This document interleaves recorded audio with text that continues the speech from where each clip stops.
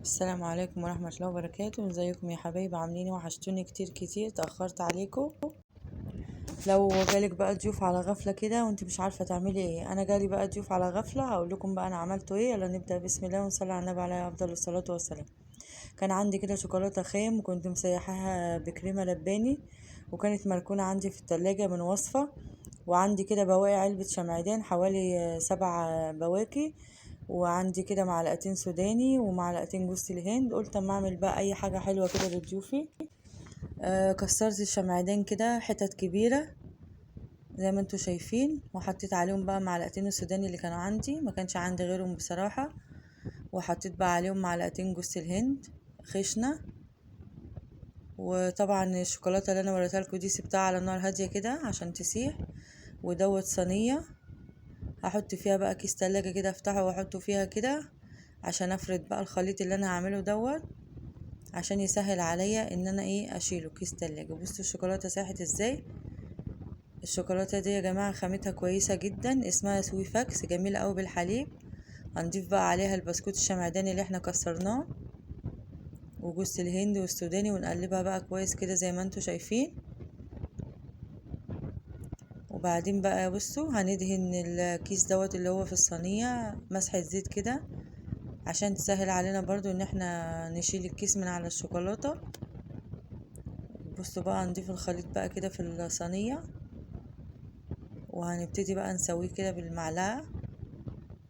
وبصوا هندخله بقى التلاجة او الفريزر، يعني لمدة 10 دقايق او ربع ساعة على حسب ما تلاقيه جمد معاكي.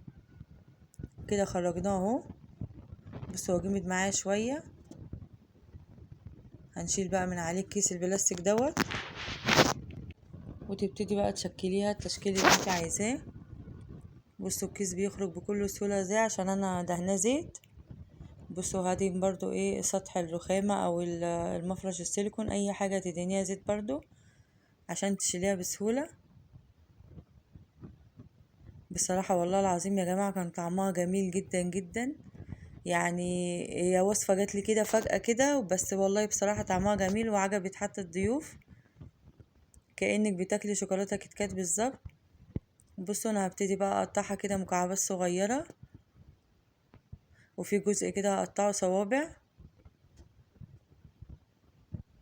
بصوا شكلها جميل ازاي، وطعمها بقى جميل جدا. ده بيعتمد على نوع الشوكولاتة اللي انت بتستخدميه. انا عشان كان عندي نوع كويس فبصراحة مديها طعم جميل اوي.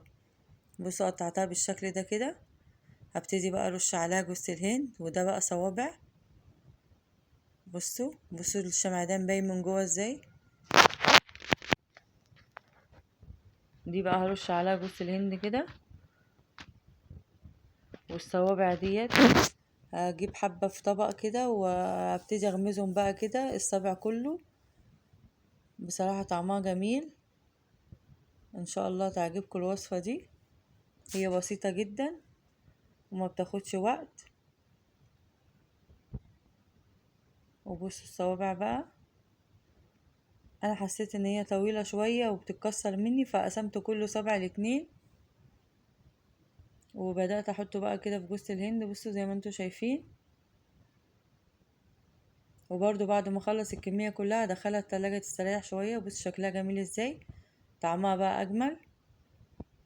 وبصوا عندي ورق الكب كيك الصغير ده خالص بتاع الشوكولاتة، جايباه بقالي فترة ما استخدمتوش، قلت استخدمه يدي شكل جميل. وبصوا لو عجبتكم بقى الوصفة ما تنسونيش في اللايك والشير والتعليقات الحلوة بتاعتكم، وبألف هنا والشفا يا رب على قلبكم. بصوا عملت لي كمية كبيرة جدا وشكلها جميل وطعمها أجمل. السلام عليكم ورحمة الله وبركاته.